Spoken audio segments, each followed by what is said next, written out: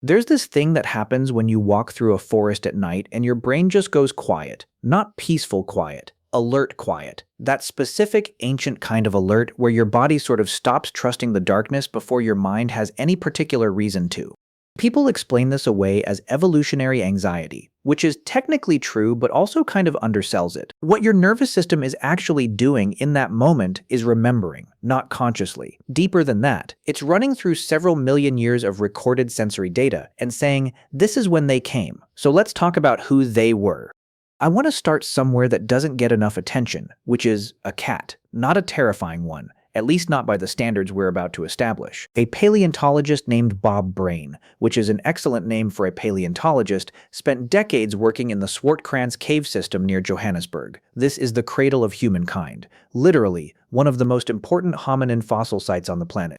And what Brain found, after 15 years of meticulous study, is that the bones of our early ancestors had bite marks on them, specific, identifiable bite marks, puncture patterns in skulls that matched almost perfectly the canines of large cats. The creature he initially suspected was called Dinofelis, the false saber-tooth, a stocky, powerful felid built like a leopard's bigger, meaner cousin. Brain described it as a large cat less agile than a leopard or cheetah, but far more solidly built, hunting at night with great stealth. He theorized it may have been a specialist primate killer, sneaking into caves where hominids slept and just picking them off. Bruce Chatwin read Brain's book and called Dinofelis the Prince of Darkness in the songlines, suggesting this single cat haunted our ancestors so thoroughly that it left a psychological wound we're still carrying. Our fear of the dark, our need to invent monsters, a deep-seated terror of which we have no memory. Here's where I have to be honest with you, though. Later carbon isotope analysis of Dinofelis remains at Swartkrans suggested it was probably not hunting primates as a primary food source. It was likely going after grazers, ungulates, the kinds of animals that made up most of the available biomass. The real culprit for those skull punctures was probably leopards and another macrorodent called Megantarian. So Brain eventually revised his conclusion, which is somehow both disappointing and reassuring in a way I can't fully articulate. But here is the thing that matters. The bite marks were real. Something was doing this. Something was entering the places where early hominids slept and killing them, consistently enough to leave a pattern in the fossil record across multiple sites. Whatever species we assign the blame to, the predation itself is not in doubt. Now let's go somewhere weirder. New Zealand, which is one of the most isolated landmasses on Earth, spent tens of millions of years evolving in the complete absence of land mammals except for bats. No deer, no wolves, no bears, nothing with legs that wanted to eat you.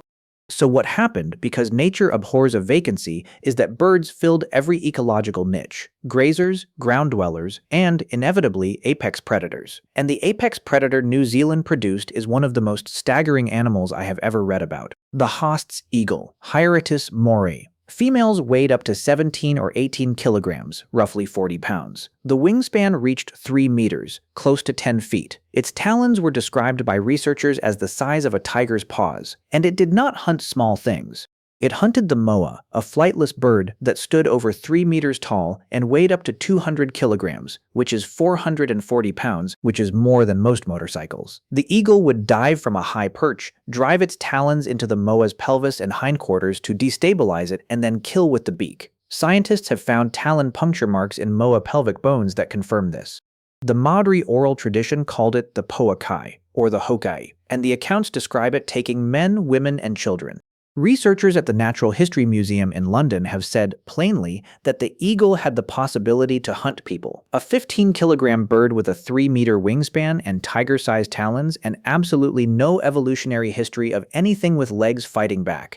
When the first Polynesian settlers arrived around 1250 CE, they would have been dealing with an aerial predator that had never, in its entire 2-million-year existence, encountered a creature that posed a meaningful threat to it. The moa went extinct within about 2 centuries of human arrival. So did the eagle, because it depended on the moa. But those 2 centuries overlap. So, the European cave lion, Panthera spelaea. Let's spend a moment here. The modern African lion, which is already a terrifying animal by any reasonable measure, averages around 180 to 200 kilograms for a large male. The cave lion was about 25% larger than that. Some estimates put certain individuals at 350 kilograms, which is 770 pounds. It ranged across Europe and into Asia for over 300,000 years and appears in cave paintings at sites like Chauvet, which means Homo sapiens were contemporary with this animal and felt compelled to draw it, which I personally find worth sitting with for a second.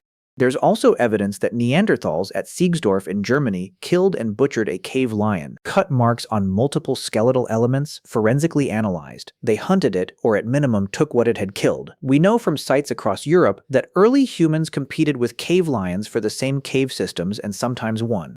But competing with an animal and surviving an ambush by one are different things. The cave lion went extinct around 14,000 years ago. Its disappearance coincides with a combination of climate change, prey decline, and probably increasing pressure from humans. In the end, we outlasted it, but that is not the same as never having been prey. And then there are the hyenas.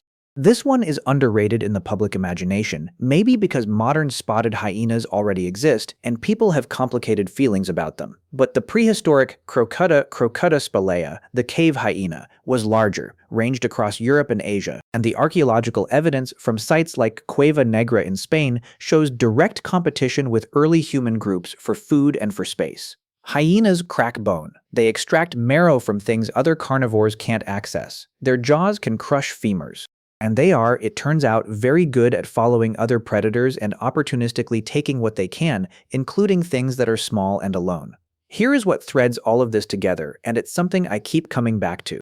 The fossil record doesn't just show that these animals existed alongside our ancestors. It shows specific evidence of predation, bite marks, puncture patterns, cut marks that were made by stone tools on cave lion bones, yes, but also the reverse, bones of hominids showing signs of having been processed by carnivores. These are not hypothetical threats. They were real enough to shape behavior, real enough to shape psychology, real enough that some researchers argue they shaped the architecture of our sociality itself, that the reason humans are so fundamentally oriented toward groups, toward fire, toward shelter, toward keeping watch at night, is because of precisely these things.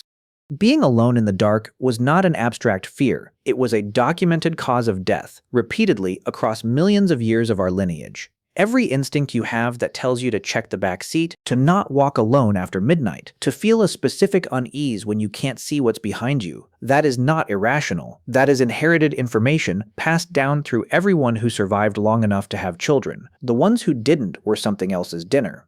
So take care of each other, stay close. It is, quite literally, in the biology.